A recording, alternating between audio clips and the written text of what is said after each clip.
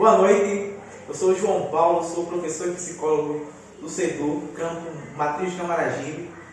Vamos dar início ao nosso estudo, dar início ao nosso curso, dar início a essa jornada de estudo de mediação de conhecimento que nós iremos fazer. O CEDU Polo Cacimbinhas lançou esse grande desafio, que é falar sobre os desafios da educação à distância em tempos de isolamento social. Então a gente vai fazer aí, vai traçar alguns perfis, a gente vai percorrer alguns caminhos de quais são esses desafios, Como foi traçado a jornada da educação à distância no Brasil, no mundo. A gente também vai poder compreender o que é o isolamento social, qual é o perfil do nosso aluno. Eu também já quero aqui deixar os meus agradecimentos ao meu polo, Polo Matriz de Camaragibe, a minha coordenação, certo? E que venhamos aproveitar ao máximo, e que você venha aproveitar ao máximo esse tema que a gente vai abordar. De antemão, eu já quero dizer que é um tema que não é só direcionado para os alunos, também é direcionado para os professores, para os colaboradores e para todos que fazem realmente a educação à distância. Então, falar sobre os desafios da educação, principalmente em tempos de isolamento social. Então, a gente vai ver aí algumas teorias, a gente vai conversar com alguns teóricos da psicologia, do processo de ensino e aprendizagem, e eu quero que vocês aproveitem ao máximo, porque eu tenho certeza que o CEDU preparou o melhor para você. E de antemão, a gente já tem que falar um pouquinho, a gente tem que compreender, na nossa perspectiva, o que é o isolamento social. O isolamento social nada mais é do que o comportamento onde uma pessoa ou um grupo de pessoas voluntária ou involuntariamente se isola de atividades e interações sociais. Então, como a definição já deixa bem claro, isolar é quebrar, é cortar a interação social, seja ele de um modo individual ou seja ele de um modo coletivo. Então, logo, preste bem atenção nessa palavra chamada de interação. Interação. E o isolamento social, ele existe de várias formas e acontece de várias maneiras. Existe o isolamento social voluntário e o isolamento social involuntário. E aqui eu já abro uma discussão, principalmente na questão da saúde mental, porque quando a gente fala em isolamento, a gente está falando em comportamento. E quando a gente fala em comportamento, também a gente está falando sobre saúde mental. Certo? E aqui abre-se a nossa primeira discussão e o nosso primeiro desafio, que é compreender realmente como se configura um isolamento social. Como realmente se dá dentro dessa subjetividade de cada aluno nosso, de cada professor nosso, de cada colaborador nosso. Então, realmente, a gente precisa compreender que existem duas formas de isolamento, que é o isolamento voluntário, quando realmente a pessoa está na sua racionalidade, e ela toma essa decisão por si só, certo assim, é algo voluntário. E tem o isolamento social involuntário, que é feito através de normas ou de algum processo clínico. Eu posso aqui dar um exemplo, um exemplo bem claro, é quando um paciente, que faz parte da rede de atenção psicossocial, ele está em crise psicótica e ele tem que ser levado para um hospital psiquiátrico por um surto psicótico. Então isso é um isolamento clínico e social involuntário, certo? Então isso tem que ficar bem claro de antemão para vocês. E existe também duas formas de isolamento, que é o isolamento vertical, e o isolamento horizontal. Como a gente está vivendo, nesse momento de uma crise sanitária, de uma pandemia, certo? Né? Alguns teóricos, né? Alguns economistas, e aqui já abre-se outra discussão, né? Que educação à distância também faz parte, aqui já abre a nossa segunda discussão de hoje. Né? Alguns teóricos, alguns políticos, alguns economistas, né? Alguns defendem um isolamento vertical e outros defendem um isolamento horizontal, onde em um se isola, né, toda a comunidade, né, seja ela você branca, preto, né, de classe alta, de classe média, apresente alguma comorbidade ou não, né, apresente algum transtorno ou não, apresente alguma doença hereditária ou não, certo? Em outra, né, se isola apenas um grupo de risco, certo? Em outra se isola apenas um grupo de risco. Então, existem essas duas formas de isolamento, que é o isolamento vertical e o isolamento horizontal, ok?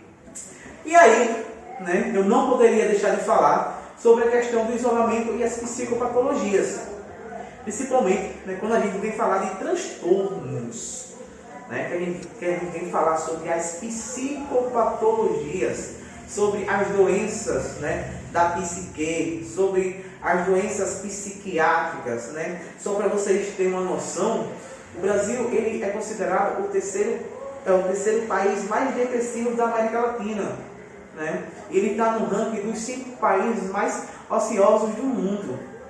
Então, realmente, a gente tem uma carga genética, né, e uma carga social na saúde mental muito pesada. E imaginem comigo, né, reflitam comigo, se o isolamento social, né, já é um dos gatilhos, né, para os sinais e sintomas de um transtorno depressivo ou de um transtorno de ansiedade. Imagine agora você isolar toda uma comunidade, né, ou você privar, né, aquele usuário que faz parte de um CAPES, que está lá, né, de segunda a sexta, por exemplo, e você agora privar ele, ok?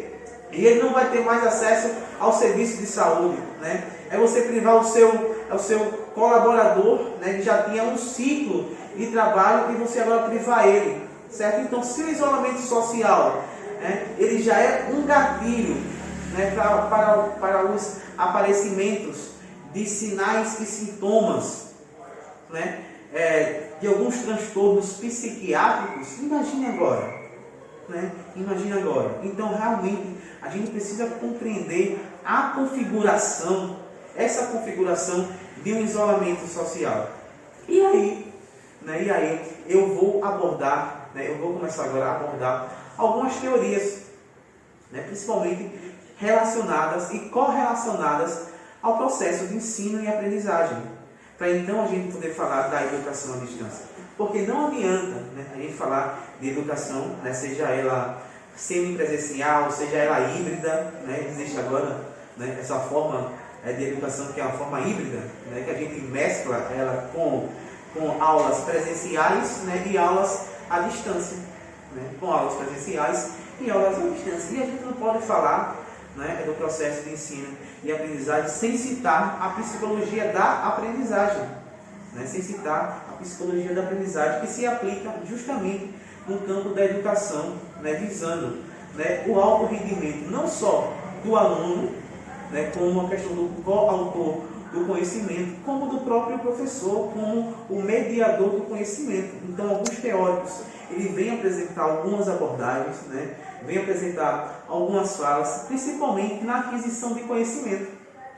Então, realmente, né, o resultado, né, dessa interação, olha aí novamente a palavra interação, o resultado dessa interação do processo de ensino e aprendizagem, cria-se uma tríade, né, uma tríade muito discutida, que é a relação professor e aluno, né, aluno e aluno e instituição. Então, dentro dessa tríade, a gente vai abrir também algumas discussões, ok?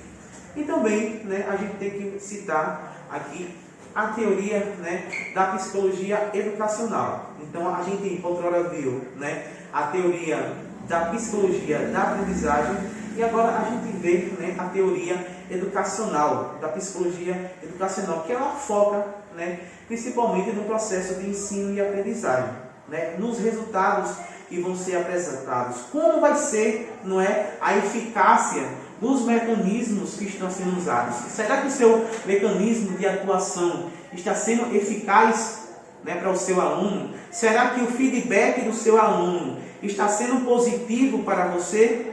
Né? Será que o feedback administrativo financeiro da sua instituição educacional também está sendo positivo? Então, realmente, essa análise ele começa num processo de ensino e aprendizagem, porque é daí que advém realmente os resultados, né? Os resultados. E realmente a gente precisa compreender o significado da palavra aprendizagem. E aí começa um processo, né? Um processo de compreensão, né, do aluno, onde o processo compete algumas áreas como competência, como habilidades, como conhecimentos, como os valores. E aí começa a configuração desse processo, principalmente na interação do nosso aluno, né? Principalmente na formação do nosso aluno. E é aqui, né, que eu começo agora a citar um dos teóricos, né, mais conhecidos do processo de ensino e aprendizagem, que é Jean Piaget. Piaget, ele foi um psicólogo, né? Ele trouxe, né, muitas construções educacionais. Por quê, João? Por quê? Por que citar Piaget, né, se você vai falar sobre educação à distância, né? Se você vai falar sobre isolamento social? Justamente porque a gente precisa compreender o perfil do nosso aluno, né? Porque a gente precisa realmente compreender o perfil da nossa instituição e como ela está sendo fundamentada, né? E como ela está sendo conduzida. É por isso que é importante citar Piaget, principalmente porque ele visa a questão da construção do conhecimento como a palavra-chave para a sua teoria, né? Porque ele visa o perfil do aluno como um processo de construção de conhecimento também, né? Porque ele visa o aluno, nós enquanto alunos e nós enquanto professores, nós temos que ter um senso questionador, né? E principalmente, né, o Piaget, ele vem defender, né, Jean Piaget, ele vem defender que o aluno ele tem que ser formado para ser um coautor do conhecimento e para ser ativo no seu processo. E com isso, a instituição tem que desequilibrar, né, com os pré-conhecimentos, né, que já vêm desse próprio aluno, ok? E por fim, né, quando eu estou falando sobre as teorias de aprendizagem, eu também tenho que falar sobre Vygotsky, né? Vygotsky, ele traz novamente, né, a primeira discussão que a gente teve sobre interação social. Então, a contribuição no processo de ensino e aprendizagem, né, segundo Vygotsky, passa muito por essa interação, né, por essa ligação. E vocês vão entender um pouquinho mais na frente. Por quê? Porque, novamente, Vygotsky vem trazer, né, o perfil do aluno como um perfil de construção, né, como o perfil de um aluno que é coautor do conhecimento, como foi falado em Jean Piaget. Então o pensamento desses autores, né, segundo o perfil do aluno, está muito alinhado. Né, está muito alinhado. Certo assim? E aí, né, a gente realmente começa a falar sobre a educação à distância. Né, sobre a nossa EAD, né, como a EAD foi formada, né, como ela foi fundamentada, o porquê ela surgiu, né, e aí vem um grande impacto. Né? A educação à distância ela é um marco, é um processo de ensino e aprendizagem. Por quê? Porque ela vem quebrar, né, as características tradicionais da educação. Então você sai de uma educação, né, mecanizada, né, e agora você começa a ter ferramentas que outrora não existia. Né? Você começa a ter a questão da flexibilidade do aluno, da flexibilidade do horário. E aí a gente vai passar por algumas gerações, né, do EAD, né, para que vocês possam compreender como foi o início e como está se desenvolvendo. Né? E hoje existem algumas modalidades que realmente traz o aluno para o ambiente mais website possível do mundo. Né? Você ter o acesso 24 horas a plataformas, né, como o nosso Sedu tem o AVA. Então assim, você tem realmente acesso 24 horas a conteúdos, a vídeos, a informações. Então realmente quebra esse processo tradicional de educação. E aí começam os desafios, né? Realmente começam os desafios, né? Primeiramente é fundamentar, né, a nossa educação à distância através de leis e diretrizes, né, conforme o MEC, né, conforme já foi todo constituído, né? Eu posso aqui deixar, né, aí para a pesquisa de vocês um link, né, é do Marcelo Tais, né, que para quem não sabe, que Marcelo Tais foi um dos diretores do Telecurso 2000, né, então realmente ele está lá no início, né, da formação EAD no Brasil, né, dos cursos à distância no Brasil, né, e aí a gente vai ver um pouquinho mais na frente, e ele vem falar justamente sobre esse processo, né, de implantação, das diretrizes, das leis, né, e como realmente se configurou, né, o início desses desafios. Mas o primeiro desafio, né, e aqui eu quero abrir aqui uma lacuna com vocês, né, para essa discussão, é a inclusão digital e a realidade social dos nossos alunos EAD e do processo de educação EAD. Porque realmente a gente tem que compreender, né, que a gente tem um grupo muito diversificado, que a gente tem um grupo, né, de pensamentos diferentes, de subjetividades diferentes, de mundos diferentes. E a gente precisa, né, ter um processo, aí vem uma palavra muito bonita, né, e muito eficaz quando colocada em prática na educação, o processo de equidade. Né? A gente não trabalha mais com nivelamento, né? Agora a gente trabalha com equidade. Né? Equidade nada mais é do que você ofertar, né, uma educação linear, né, àquele que tem condição e àquele que não tem condição. Como é que eu vou ofertar uma educação linear ao meu aluno que tem que subir no pé de árvore para o sinal de telefone pegar? E aqui começa realmente os verdadeiros desafios da educação à distância. Né? Então, se o meu aluno ele já está numa zona de desconforto emocional muito grande, como é que eu vou agora, né? Como eu vou gerar esse processo de equidade para que o meu ensino venha a ser um ensino produtivo, para que o meu aluno receba, para que eu, enquanto aluno, possa produzir. E aí a gente vai ver as diferentes gerações e o uso da tecnologia, né? Então, realmente, né, o processo da educação à distância, ele é marcado, né? Ele é marcado por gerações. E a primeira geração, né, por incrível que pareça, a primeira geração do ensino à distância em AD foi marcada pelo ensino por correspondência. Realmente, por correspondência mesmo, né? E aí surgiu a questão da evolução dos serviços postais. Então, já pensou, né, você ter, né, que mandar uma carta, né, a instituição devolvia o serviço postal, né? Então, realmente, essa primeira geração ela ficou marcada por ensino à correspondência. Mas já foi uma grande evolução, principalmente no processo de ensino-aprendizagem, porque você poderia fazer isso dentro de casa. Né? Dentro, né, no seu trabalho, no intervalo de um trabalho, e aí surge, né, a geração 2, que traz também alguns avanços, principalmente o ensino mediatizado, através da mídia, né, através, né, da televisão, através do rádio, né, e através do vídeo. Né? E aí que surge, né, o tão famoso Telecurso 2000. Né? Quem aqui nunca viu uma propaganda do Telecurso 2000?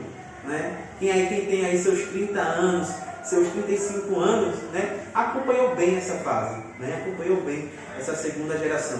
E vem, né, a nossa geração, que é tida como uma terceira e quarta geração, e alguns teóricos já falam de uma quinta geração. Alguns teóricos já falam da quinta geração. E aí começa o surgimento realmente, né, de uma multimídia interativa, onde eu tenho realmente um relacionamento bidirecional. Né? Eu agora tenho realmente um direcionamento bidirecional através da comunicação. Eu agora posso me comunicar virtualmente com o meu aluno 24 horas. Eu posso estar usando aplicativos, né? Aplicativos 24 horas com o meu aluno. Eu posso estar marcando hoje uma sala de vídeo que comporta aí 20 a 30 alunos. 20 a 30 alunos, certo? Então, realmente, essa terceira geração, ela é marcada por uma comunicação bidirecional e abertura das salas de vídeo.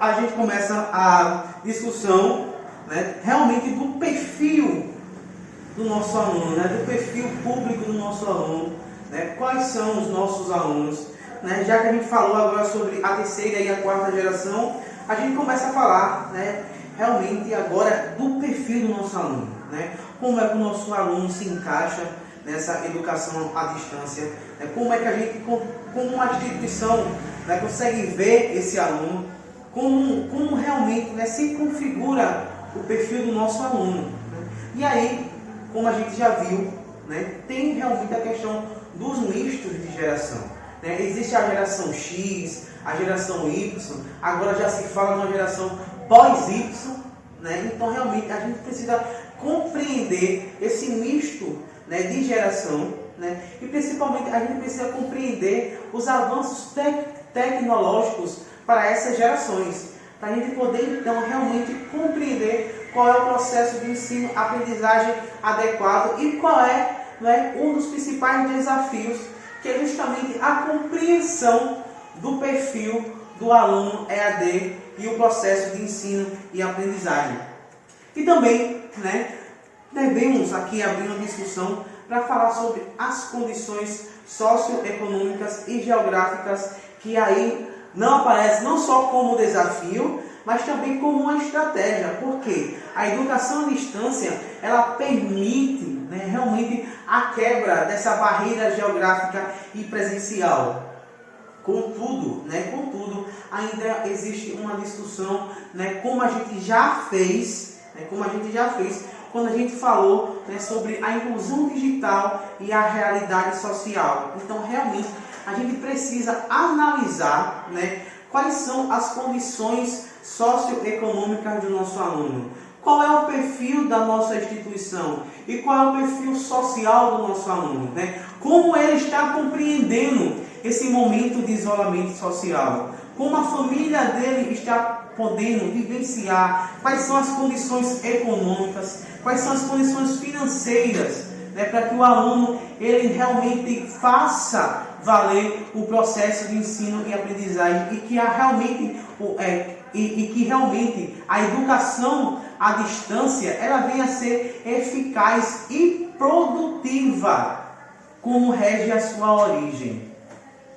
E aí a gente veio falar sobre as ferramentas, né? As ferramentas que rompem a tradição de uma educação mecanicista, de uma educação mecanizada, aonde só o professor é o detentor do conhecimento. Então, realmente, existem essas ferramentas, né, aplicativos, sala de vídeo, sala de aula, né, você pode estar online com mais de 200 alunos em um aplicativo, né, você pode usar aí, dinâmicas virtuais, né, você pode usar estratégias para que seu aluno ele tenha o poder, né, e a autonomia de também obter e mediar o conhecimento junto com você, professor.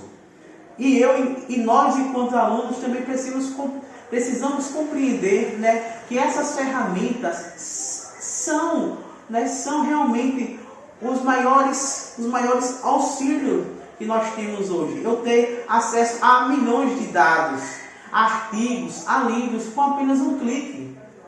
Então realmente são ferramentas que rompem a tradição. E aí, né, uma das últimas discussões, né, justamente sobre a questão do isolamento social e os desafios da educação à distância, eu tenho que parafrasear a França 2012 em um dos artigos, né, da Universidade de São Paulo, a USP, quando ele disse que o maior desafio do processo de ensino à distância, né, que um dos maiores desafios do EAD não é os conteúdos e os métodos. O maior processo, né, o maior desafio, né, o maior desafio refere-se às questões de ordem socioeconômicas e socioafetivas dos professores, olha, preste bem atenção, dos colaboradores e principalmente dos alunos. Se eu compreendo, né, que as ordens, né, que as questões de ordens socioafetivas e sociofinanceiras é quem traz todas as complexidades, né, da educação à distância, né, eu tenho que compreender as interfaces psicológicas.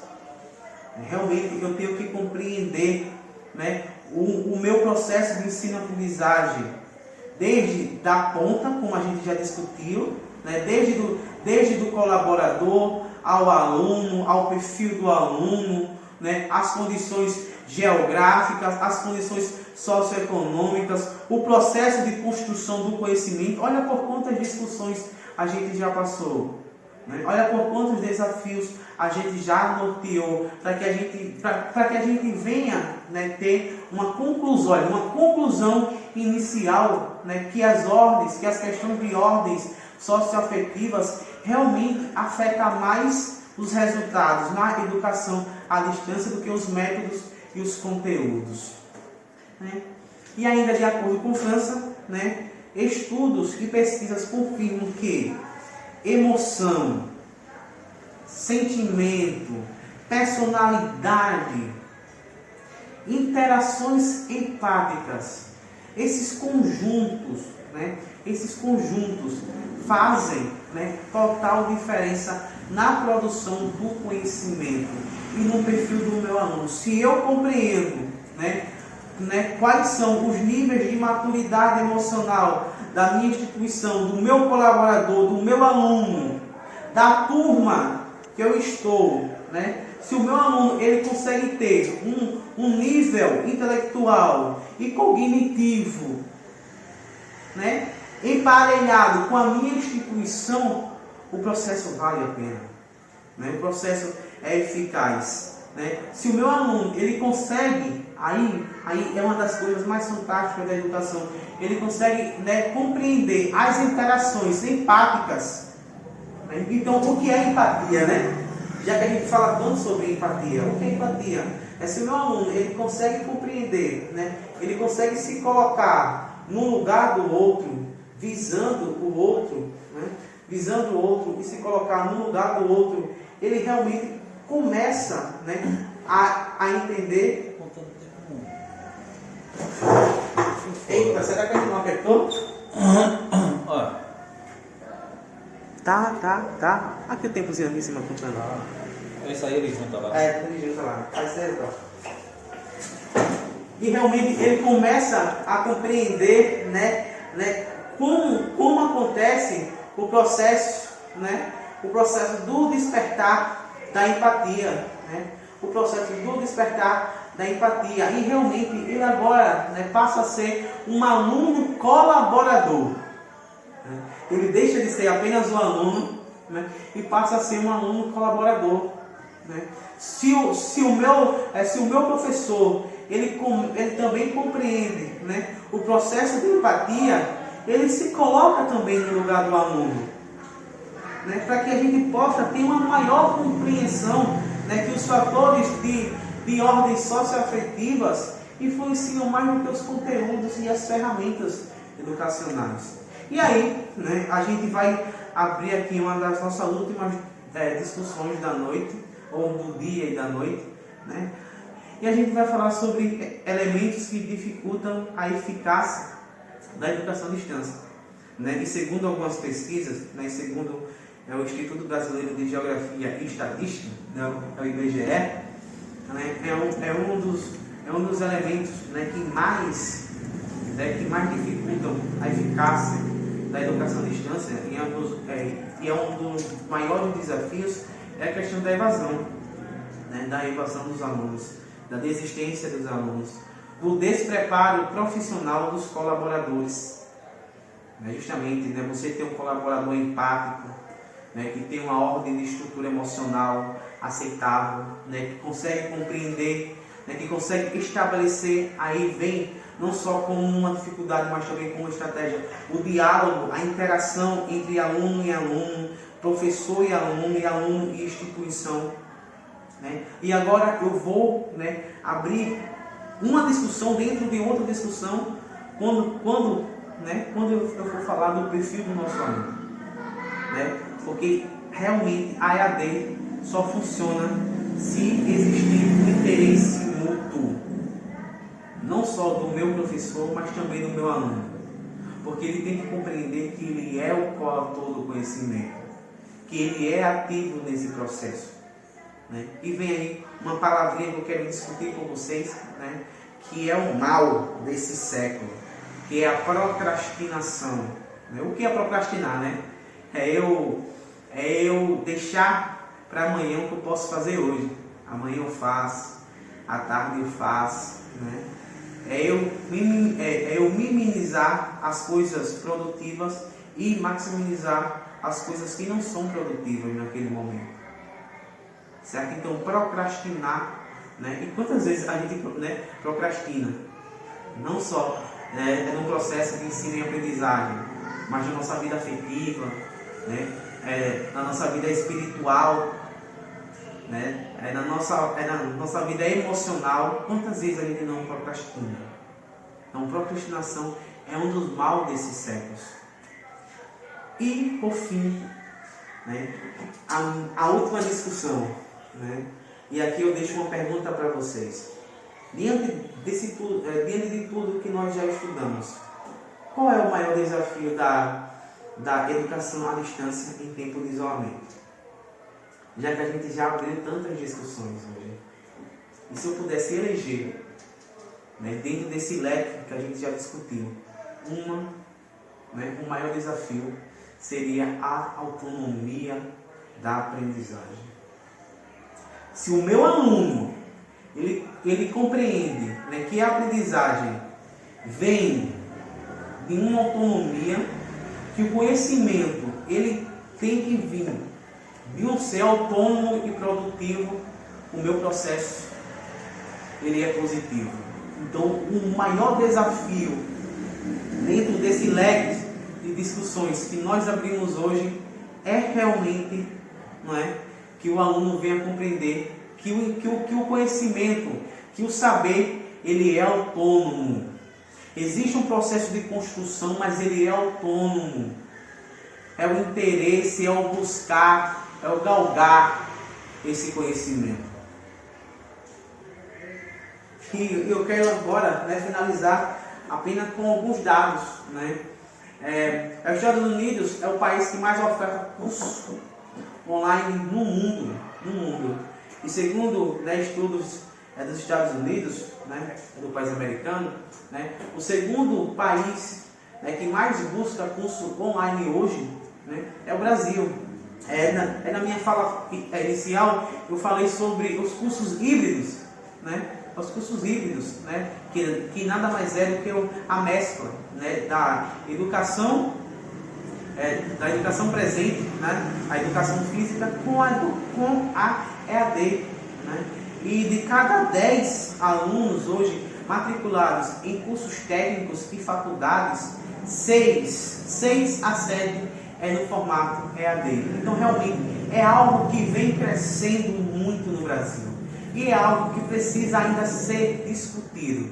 Mas eu espero que você tenha compreendido, né, e tenha, né, uma relevância muito grande para você. Não só você enquanto aluno, mas você enquanto colaborador e você enquanto instituição. Né? O nosso canal ele está aberto. Né? Se você quiser entrar em contato comigo, é só entrar em contato com o nosso Polo Matriz do Camaragibe, com a nossa coordenação, com o nosso diretor-geral do nosso Polo, Elton Bonfim. Né? Está sendo gravado, olha, isso tudo aqui está sendo gravado no escritório do CEDU Polo Matriz. Tá bom? Então a gente vai, né, a gente busca sempre o melhor, né? O CEDU buscando o melhor sempre para os seus alunos e os seus colaboradores, né? E como estratégia, eu não poderia deixar de falar, né, sobre a questão dos desafios, né, do ensino à distância. A gente desenvolveu, né, um programa que é o NDA.